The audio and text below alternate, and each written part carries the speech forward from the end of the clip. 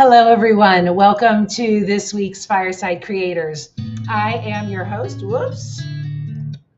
I am your host, Reverend Dr. Sherry Palace. If you are watching on YouTube, go ahead and hit that like and subscribe. If you are on Facebook, make sure you register with StreamYard so I can see who I'm talking to when you ask questions or comments. We opened this show with Shane Phipps' new song on abortion. So I hope you enjoyed that. It's a little different, but I wanted to set the tone. We are going to be talking about a very tough topic tonight. No matter how you look at it, it is a personal, but also very public conversation right now that needs to be had. Everybody has their own certain beliefs, and we want to address those, honor those, and to talk about everything. Before we get started, I want to thank our sponsors. Thank you so much, Ruth, Ray, Michelle, Kirsten, and Heidi. You guys rock. Thank you so much for sponsoring the show and keeping all of this cool stuff on. If you would like to sponsor the show, you can go to, oops, I keep starting this. There we go. You can go to sherrypalace.com or Cafe Press under Sherry Palace or Fireside Creators. And I've got all kinds of really cool stuff on Cafe Press. Why is my stuff not working tonight? Hold on. Technological problems are getting me. Okay, well, we're not going to go there. So let's just go ahead, go to Cafe Press. I got all kinds of really cool stuff there, and you can help support the show that way. Okay, we are going to introduce, why is this not working? Sorry, guys, I don't know what happened. We're going to do it this way then. Hold on.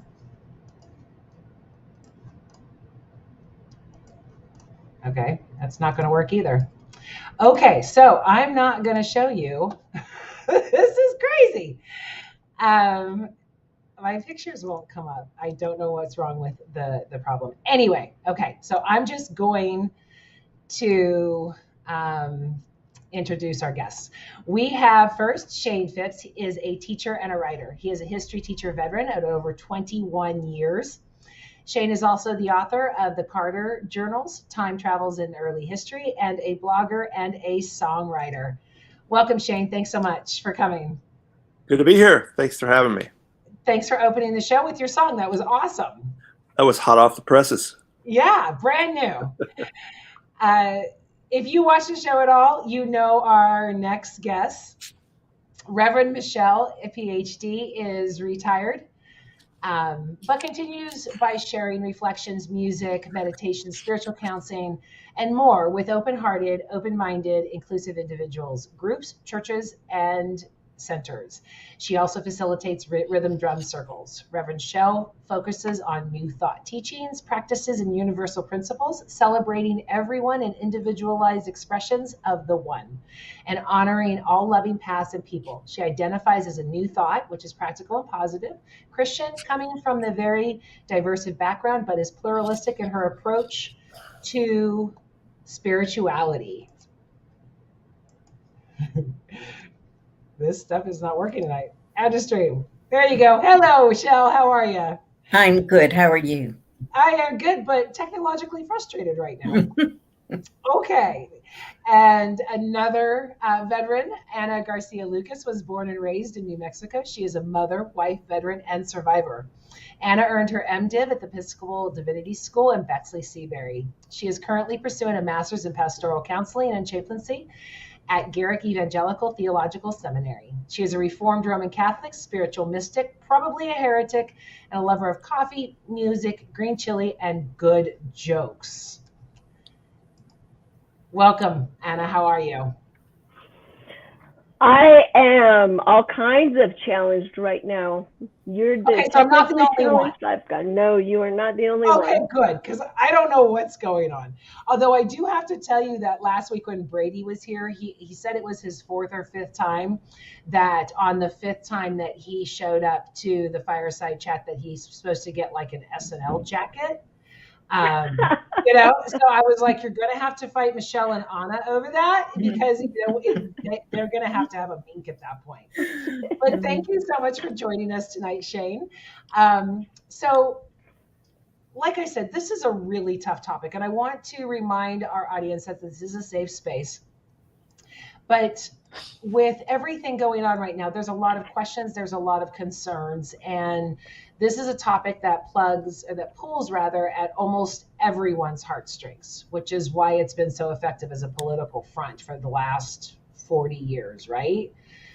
So how can we come to some type of honorable, respectable agreement on this?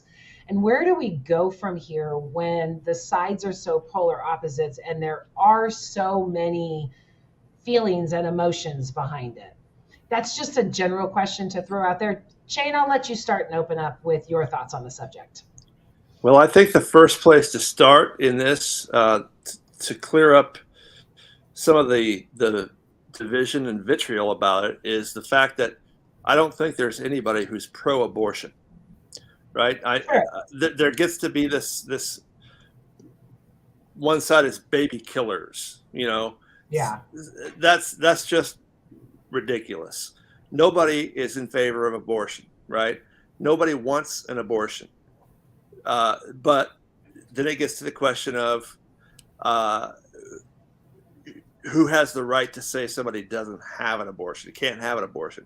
Who has the right to have control over a woman's body, right? Yeah. So the abortion is always a drastic step that nobody wants to have to face.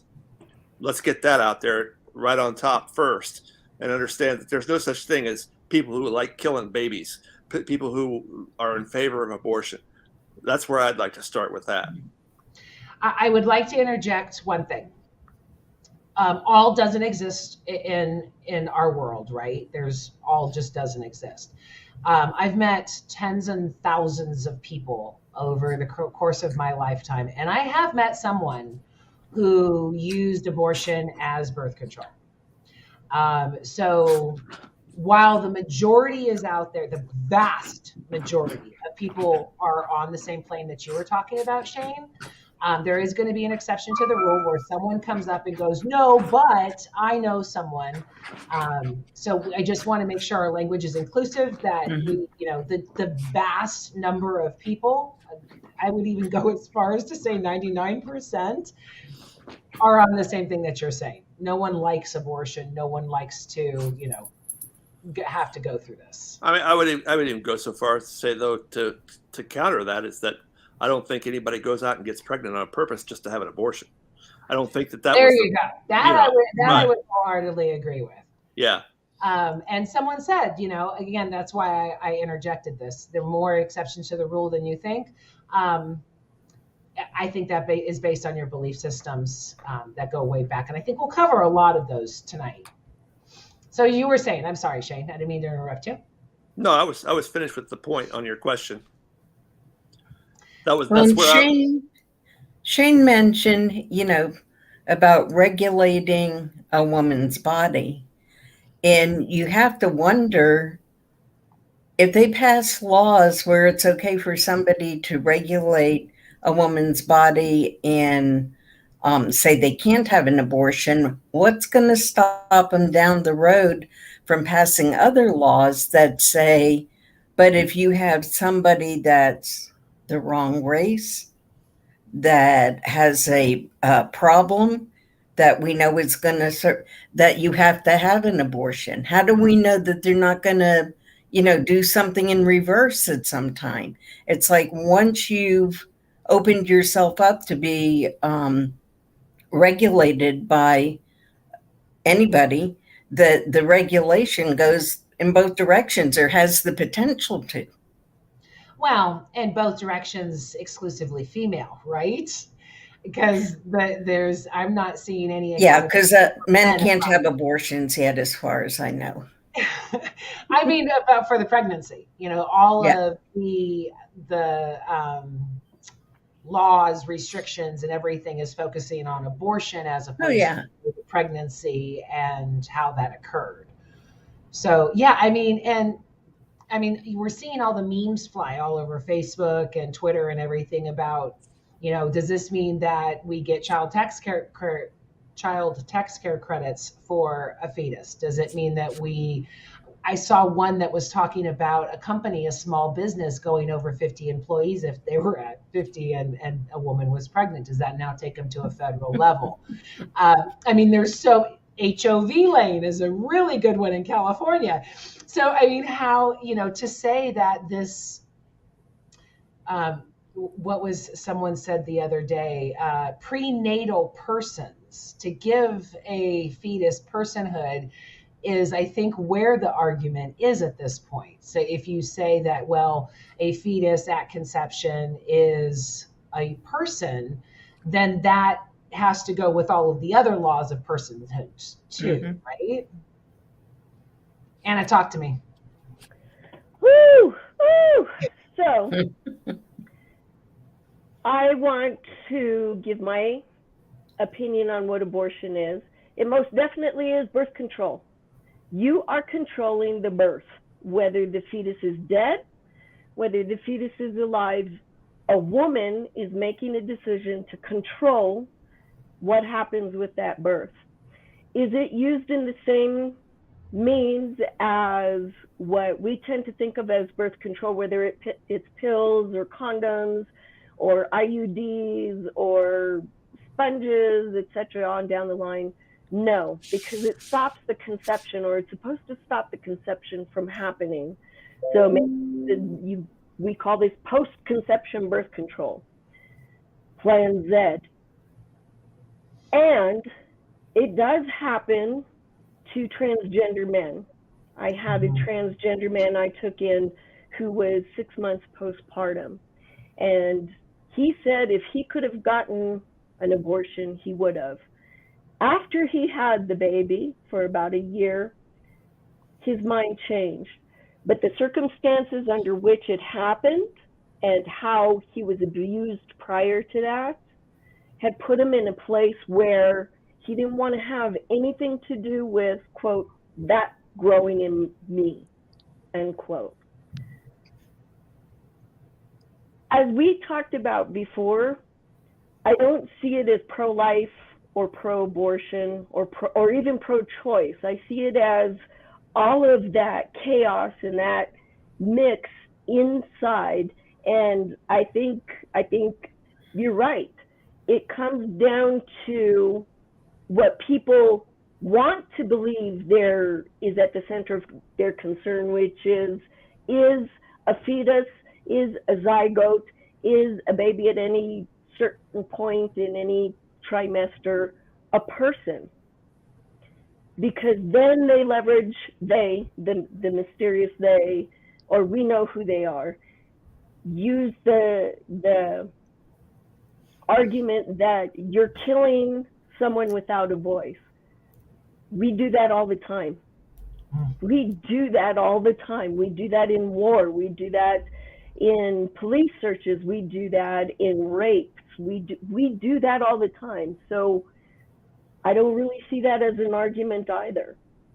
I see it as Michelle talked about, it's a means of controlling a certain amount of population out of fear, out of threats to their freedom, whether it's we're going to take you to court, we're going to put you in jail, we're going to, in some cases, I think there was a state that said that they wanted to do the death penalty for an abortion. It is which by the way, how does that make sense? Yeah, I'm pro-life, but I'm going to kill you because you killed a baby. Like bombing an abortion clinic. You're pro-life, but you're going to kill everybody there. That dysfunctional connection there just, and then the post-birth debate about how much the children are condemned or they're put into foster care system that's already overrun and we don't take care of them. And I mean, yes, there's so many things flooding my mind about how it's just backwards and how it can't be anything but control based on the rest of our society. the rest of, women are taking more control in the workplace. There are more CEO women than there have ever been. There are more women in Congress. We have a VP, a vice president that is a Black woman in office. So this whole female power stuff is getting really out of control. And the best way to fix it is to keep them home barefoot and pregnant. There is no better control for a woman than forcing her to give birth. I'm trying to watch my words here. Strapping her with a kid probably isn't politically correct. So, but forcing this person to, give birth, is it. And then there was that was released in the SCOTUS about how we should just be, because we're fertile, we should be baby makers and oh my Lord, yes, the domestic supply of infants, right? Yes, which made me want to throw up.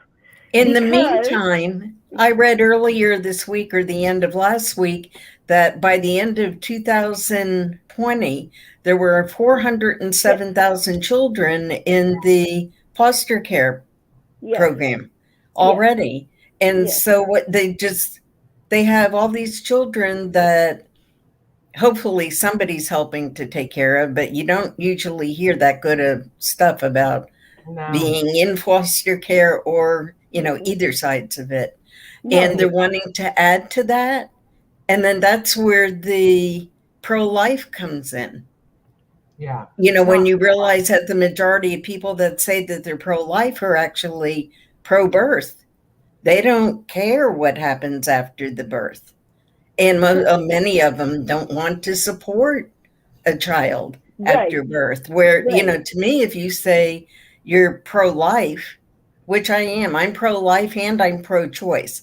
But the pro-life is not just to have a baby be born, but making the commitment that money that we give through our taxes, charities, or whatever are going to help sustain these little people as they go through life as needed. And the person who gives birth. But if giving birth is such a great thing, why isn't taking care of people free? Mm-hmm.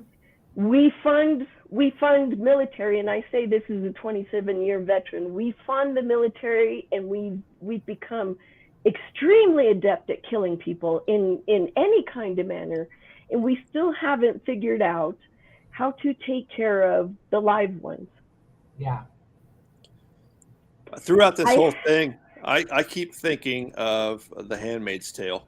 Oh, totally. If you've ever seen that series or read the book, we're getting there quickly. Which they're banning, by the way.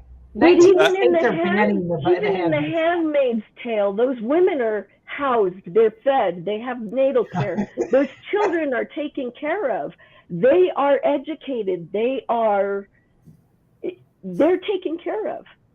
I had, in the military, I had a troop who had gone through 6 miscarriages, and she was pregnant with her 7th baby. And she was past the 3rd trimester. She was at 8 months, and the baby died within her.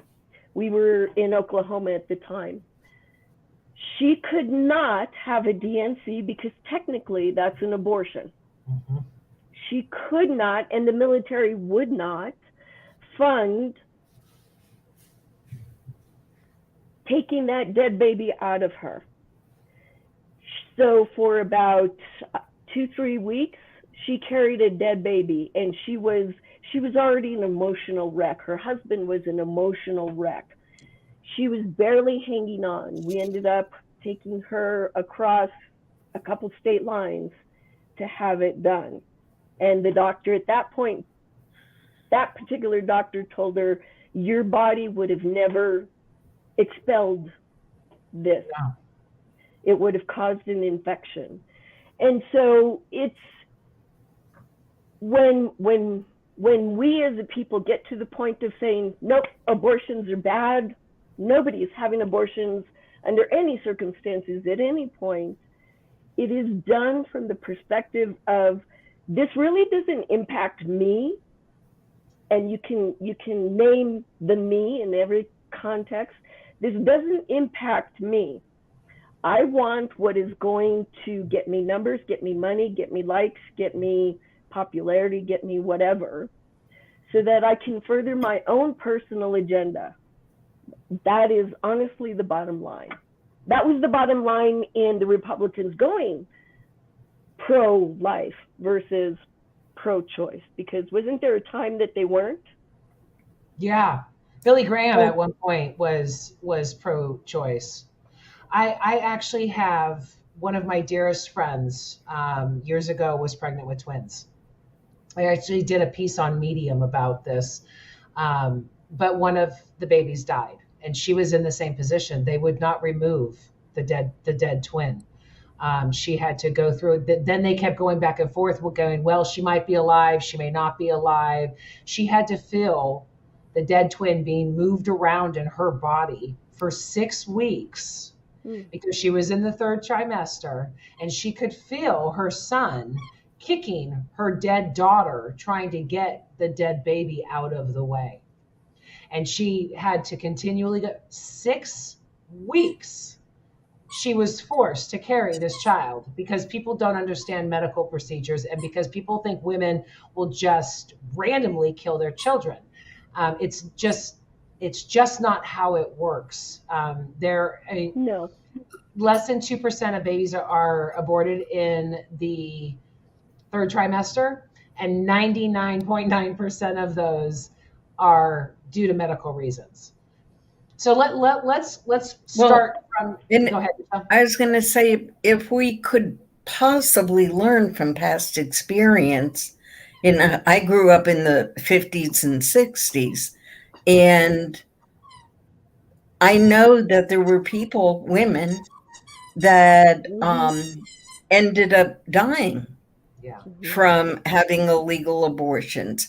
I had a couple friends whose parents were wealthy enough that they could take them from Miami to New York, and everybody knew that, that's what they went and did. But the other ones were having to do the things that you hear about that you think can't be possible, like reverting to coat hangers and stuff. And it's like the statistics show that having laws making abortion illegal isn't going to stop abortions. What it's going to do is kill women. Well, it's so funny because, like, when you talk about gun laws and you talk about crime laws, they say, well, laws don't change anything. People are still gonna get guns. People are still gonna do this. But when it comes to the abortion argument, that doesn't apply for some reason. I don't know. Yep. Good point. It's not applicable to all scenarios in these arguments. So let's start from literally the beginning. Shane, when do you think life starts, and why do you have those beliefs? I've thought about that over and over. I've struggled with that question. My personal opinion would be life would begin when a fetus is viable outside the womb. That's my personal opinion. The science on that varies a little bit as far as when that actually happens in a pregnancy. But it's one of those things where I think it when you see it. I mean, it's basically, there's an obvious point where if a fetus is removed from a mother, it's not going to survive. If it's before that, I think that is not a human baby yet. That's my opinion. Anna? Personally, I think it's a personal issue. It is a 100% personal issue. And I go back to so many people I know who have had miscarriages. And they've told me, when I express sorrow, I'm so sorry for this that's happened. In fact, this was a couple of weeks ago. Well, I was only a couple of weeks pregnant, so it really wasn't a baby. That was that person's perspective. And another one, myself included, when I got pregnant with the 2 children that I carry to term, which I set out to get pregnant. That was an intention. That was something I wanted. As soon as I found out I was pregnant, when they were just little dots, little spots, I felt with life. But again, that is my perspective. If I look at an egg from the chickens that we have that has been fertilized and it's broken, do I consider that a baby? If it's a little red dot, no, I have trouble with that. Throughout this, it's a personal aspect between who's ever carrying that fetus, that zygote, that fertilized egg, and their own beliefs. I never ever want to get in between anybody and say, no, this is what you should feel. This is what you should think. This is what you should believe about something that's inside your own body. Right. I'd like to jump back in real quick and just clarify what I said before. I'm uncomfortable answering that question in the first place because I'm a man, and I have no dog in the fight, so to speak. However, I think that I'm correct in saying that the vast majority of abortions happen before that age of viability that I was speaking of. So, and I want to say to you, Shane, I still underline that's your personal belief, and it should be your personal belief. Yeah. And that's nothing that I can say, oh no, you're wrong, you're full of it. Because you have a penis, you're wrong. No, that's up to you. Right. But wait a minute, isn't that the whole argument here? Is, that you're able to believe what you want to believe, I can believe what I want to believe, and just stop pushing those beliefs on everyone else? You would think. Yes, and you get to choose. Yeah, I mean, that's it's what your choice. Is for someone to, and now they're talking about outlawing contraceptions except for married individuals. The penalty for sex is really where it lies, I think. It's, it's sex on only one side, and sex for procreation, and that doesn't take into account all those individuals who go to sex workers or pay for sex in another way, or as Michelle mentioned, those folks who have so much money they can choose to go somewhere else to do whatever they want to do, buy a baby, etc., etc. Michelle, when do you think life begins and why? Oh, I pretty much just ditto everything that Anna said. To me, that is being pro-choice means that each woman gets to make her own choice. She may want to get input from the man that's involved, or husband, her doctor, whatever. But to me, it just, it depends on how the woman feels. When's the right time for her? When's the time limit, for her, based on some education about what's going on within her body. California is a very free state, right? I have a friend who's almost 6 months pregnant. She found out last week that the baby has no bones. None. Had she been in Oklahoma, Louisiana, even Florida, she would be forced to carry that baby to term because it is past the 20 weeks. When we so blindly and so arbitrarily put such laws in place over people who are as diverse as this planet is, that's when people get hurt. That's when lives are destroyed. And and where are they considering the baby in this? The doctors, in what the baby would be like. the doctors actually told her what the care would be if she had this child. It's And what kind of life is that to give to a baby? exactly, and that's what she was saying. Horrific decisions that women are forced to go through and to endure, and then we are faced with judgment on top of it. One of the other things I want to clarify in this debate is that incest is rape. To try and separate the two, to say that there should be an exception for rape or incest, words matter. And that by saying that rape or incest should be an exception, that is saying that incest isn't rape. And those types of factors need to be taken into consideration too. Would you agree? Mm-hmm. Yes. Hey, Because in too many states, the rapist and their family, now I think I saw in one state, have parental rights over that child. They have parental rights. I can't imagine being forced to see your rapist and their child every day because someone decided, who's never even met you, what you're supposed to do with your life. Sherry, I shared a link in the private chat with you that is to a Twitter account, but it references the person that Justice Alito, in his leaked thing that started this whole controversy going, he references a Sir Matthew Hale. Yeah. People should read that information because basically that is basically saying that the woman, they take the biblical literal view that the woman is an extension of the man, and that like a husband raping a wife is perfectly fine. Yeah. That a woman is only Oh, wait, there I as was a told the reproductive husband couldn't limb. rape a wife. What's that? They think that husbands can't rape a wife. Right, exactly. There's nothing It's wrong right. with that. Mm-hmm. Yeah. Right.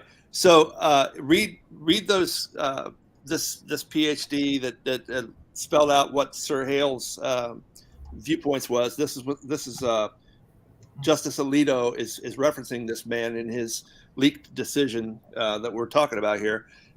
It is eye-opening. You talk about Handmaid's Tale. This is right down the line what we're talking about here. And one of our Supreme Court justices is basing his decision upon this forthcoming court case on this guy's work, Sir Matthew Hale. So if you want to check that link out. Here's the tweet. Because technology is failing me tonight, I can't do a share screen on it, and it cut me off at 200 characters. But for everybody to go, it's on Twitter at literature_lady if you want to read that thread. The back-ass words thinking of all of this is just insane. I mean, I don't understand. Conservatives means a lack of progress, right? But to try and return to eliminating rights scares the shit out of me. Slavery. Don't you think at the core of this is that women have become more and more powerful out in the world as well as in the homes? And so with the exception of Shane, of course, we got a lot of scared men running around. Security. And trying to figure out how to regain control of women again. And this is a way that they can control them. I figured out a long time ago that women are my superior, so I have no. Smart. This is why I have you on this week, Shane. You're so smart. And it's women, and predominantly women of color, women who are in a low economic status, women who don't have access to resources as other rich people do. It hurts women, it hurts transgender persons, it hurts the people below the economic line. Mm-hmm. like you said, it's almost as if we're going back to when they landed at Plymouth Rock, right? And they used manifest destiny, and they used the Anglo-Saxon myth. I do encourage everybody to check out Shane's blog. That I can't remember what the name was on the title, but he's got some great graphics in there that show the parts of the country that'll be most effective, Yep.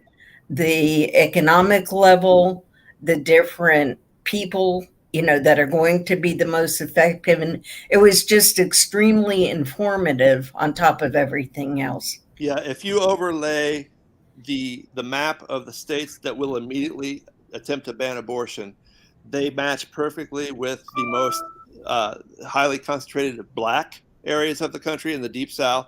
They match perfectly with the areas of the highest levels of poverty, and they match perfectly with the highest levels of Native Americans and Hispanic Americans. All these are the groups that will be most immediately affected by any kind of a ban on Roe versus Wade. The ones that are most widely condemned by the same people who are instituting these laws. Exactly. And that they're also afraid of. Yeah. Because like now for the first time, there's a chance that the people who have been the minorities are going to become the majority. They are. And so there's a whole lot of white people, I think, that really scares. But that's karma, right? They're going to try and rein in women, control them, because they're scared to death of brown people. And in doing so, the brown people are going to take over. Yeah. So, when you listen to the evolution of the conversation, everything's being based on fear. Totally. And then when you're talking about Christians predominantly at the helm of this whole thing, it's like, well, where is the love? What happened to love casts out fear? Why is everything coming from that place of fear? Well, coming from an evangelical background, love is not something that's widely preached. Gotta wonder. Yeah. This whole thing is just politics. It's not concern for anyone unborn. Yeah. It's not concern for women. It's not because it's politics. It's trying to control the marginalized parts of our society. My argument I've tried to make to fundamentalist Christian friends of mine is this, and I've never gotten a satisfactory answer. It is my belief, it is my understanding that most Christian sects believe that if an unborn baby dies, if it dies before it's born, the soul would go to heaven. That seems to be a fairly universal thing among most fundamentalist evangelical churches. I've gotten them to admit that to me. That's the understanding I had when I was a fundamentalist evangelical Christian. So my question to them is, most of the babies or fetuses or whatever you want to call being aborted would grow up into a situation where they would be highly unlikely to accept Jesus as their savior. Let's just face it. Most of these kids would be brought up in a world where drugs, crime, alcohol abuse, sexual abuse runs rampant. I know this because I see this as in my job all the time. The kids that are in these foster cares, the kids that have parents dying in prison, overdoses and all of this. These kids are set up for a life of hell. Mm-hmm. So you're telling me as an evangelical Christian that it's a worse thing to abort that fetus whose supposed soul would go to heaven than to introduce it to a world of hell and let free will take its toll, right? Mm-hmm. During the enslaved period, there were women, there were African enslaved women, when they were owned and they found themselves pregnant, some chose to abort their babies so that they wouldn't be born into slavery. They wouldn't become property. There were some women who when they had the baby and they saw that it was a female, they killed her so that she wouldn't run into the same horrific life that they did. And what are we doing to ourselves? Yeah. You're These absolutely people up here are going to be the ones to determine who breathes, because honestly, that's what it is. Who breathes, who lives, who dies, and what do all those brand new babies, those brand new persons have except to serve these people up here? You're absolutely correct. Historically, I'm a Yep. historian. Yep. I've taught this thing for 21 years. Christopher Columbus, when he arrived and the Taínos people, the Taínos women immediately started aborting their unborn babies and killing their newborn babies so that they would not have to face the wrath of the Spanish. That's a fact historically. It's no different today. I mean, the situations are changed, but the theme is the same. There are some kids who are born without any chance, really, of any kind of a life that we would consider worth living. Going back around 15 years, Chuck and I were on a vacation in Wilmington, North Carolina, went to a church there, and it happened to be during Child or Domestic Abuse Awareness Month. And there was a social worker from the congregation that stood up during the service, spent 20 minutes reading the names of the children in that state that had been killed in the past year. Most of them were by the mother and the boyfriend, the mother and the father, or just the boyfriend, just the father. But it was those three people, the majority of them, like 90%. Yeah. She said the names, the ages, and who was responsible. And I thought how much better it would have been if they weren't going to be able to take care of it, to either give it up at birth or go ahead and have an abortion, but don't put it through that hell as a baby and a child. And we adopted 3 out of the foster system. We get that all the time. Oh, but you would never have your children. And I don't have the capacity to discuss what the lives of their parents are like now, what the lives of their parents were when they were children, how utterly difficult it is for them. And we're not bad parents. This is a 2-parent household. We both have jobs. We both have post-secondary education. And it is still, Sherry, you know better than anybody else, it is a daily struggle to provide for kids who had drugs in utero, who experienced so much violence before they were a year old, one before he was 3 in 5 different houses. And based on all of the doctors that they see all the time, there is no quote unquote fix. There isn't. Well, there is them growing up, if they make it that far, and living with this, perpetuating this out. Does that mean I want them to have been aborted? Again, not my choice. It's a glorification of life, though. It is. I mean, it really boils down to where I don't care what your life is going to be as long as you're alive. And I mean, we saw that with the Terry Schiavo case, 15 years ago. She was a vegetable. And the Christian right said, no, she has to live, which again is oxymoronic to me, because Christian faith is based on the afterlife. And I've never met a group of people more fearful of it. And to say that God is pro-life is also just like, where's your proof of this? How do you see this? The whole Bible is full of God killing babies. Some of our most prominent stories, Jesus was his and we have such a thing as called human rights, civil rights.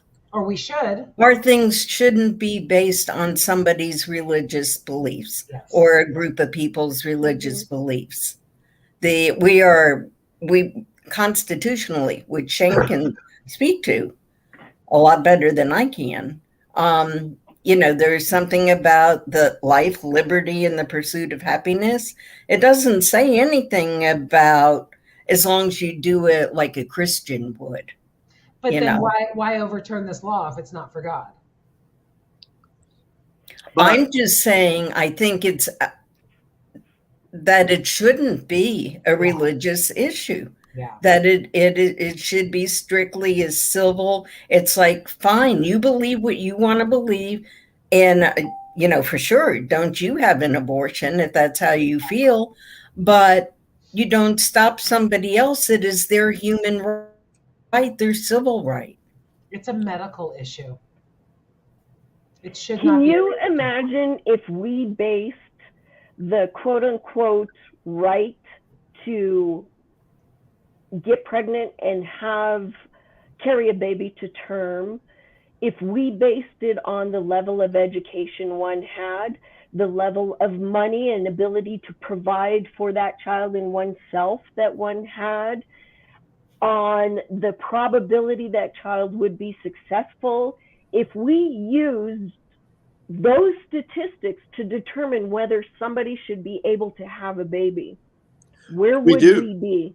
We do that.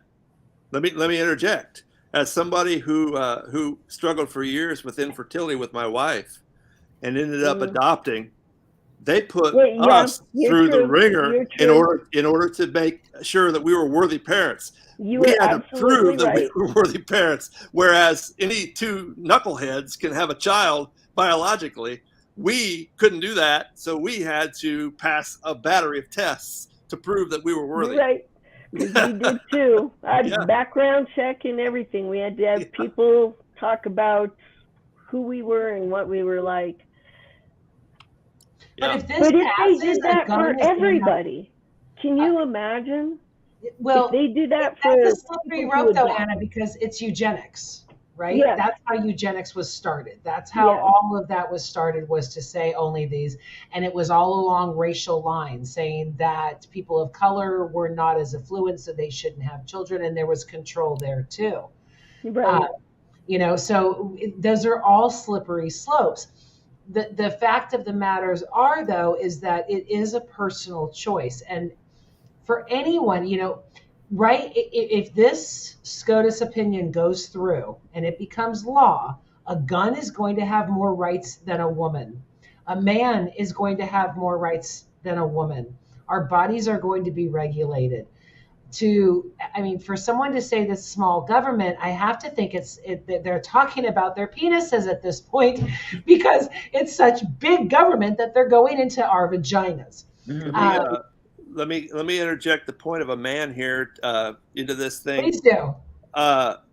If this passes, if this thing goes through and a Roe versus Wade is overturned and we're controlling women's bodies, I think that the first thing that women should do is go with a lawsuit that goes to the Supreme Court that requires all men to have vasectomies until they're ready to have a child. Yes. If a man could get pregnant, we wouldn't be talking about any of this. No. Let's be honest. There'd be drive-through abortion centers. And even if they did, they would only have one child.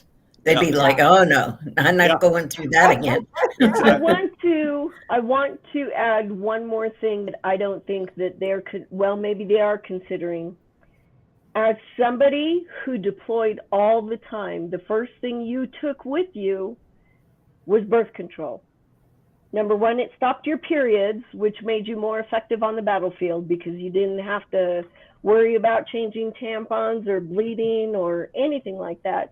Number two, if you were captured and raped, it mitigated as much as possible the chance that you would get pregnant either by somebody within your same military service or by the enemy.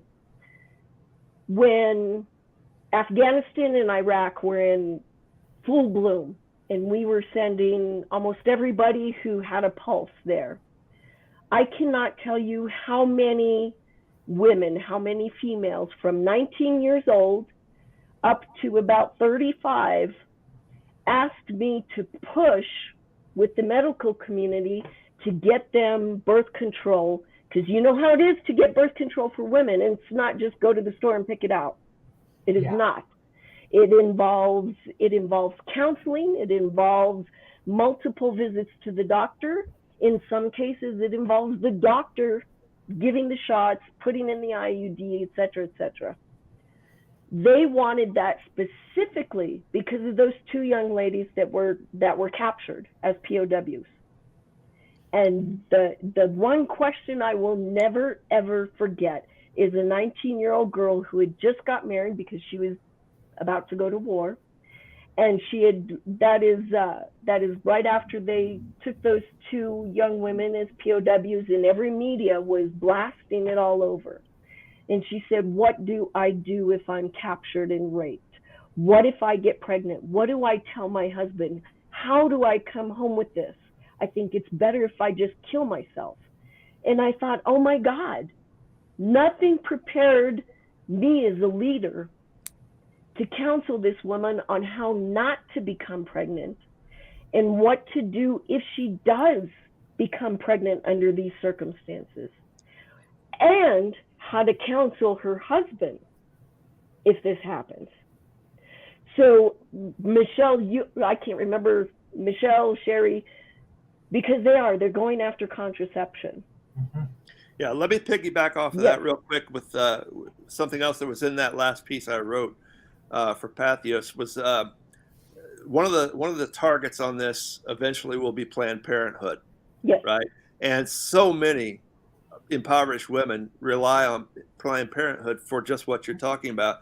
Planned Parenthood is essential in preventing more abortions than we'll ever know.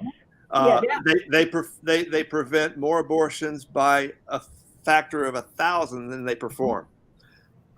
They also provide vital health care for women. Now, if we go after this, we're looking at a potential disaster. We're looking at the potential for the abolishment of Roe versus Wade leading to a spike in abortions, because abortions have been steadily on the decline for the last 3 decades. They're about half what they used to be as of 1990, I believe it was. This was a chart that I used in my last article. Yes, and education and all of that. So they're just about to, pardon the pun, throw the baby out with the bathwater. Is what they're risking doing, and we're in for a real scary situation if that happens.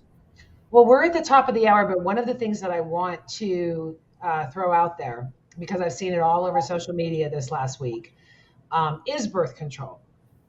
And people saying, well, abortions could be prevented with birth control, and women are lazy, they don't take their pills, men should be wearing condoms, all of those basically victim shaming, victim blaming arguments out there. Birth control is not 100% effective. It is less than 30% effective if you are on antibiotics. Most people don't understand that. Take antibiotics and get pregnant. I've known several women who have gone through that. Some women can't take birth control because of the medical issues that arise from that. Some women take birth control not for pregnancy issues, but because of health reasons. So condoms break. There are all of these issues. And again, if anyone is looking at it as a black and white situation, you're missing all of the grays, and that's going to create trauma, unnecessary births, unnecessary mothers, people in prison, all of these things when you're not taking these other things into as factors in the equation. Do you agree? It doesn't affect the ones making the decisions in government. Or in the churches. It doesn't affect them, and that's until it affects them. They don't want to be affected, I believe. To me, it all comes down to trusting women to make the choice that's right for them. Well, and misogynists don't trust women, right? We're all too emotional, and we're just silly. Of course. Okay, is there anything you guys would like to say before we close the show? We've got about 5 minutes.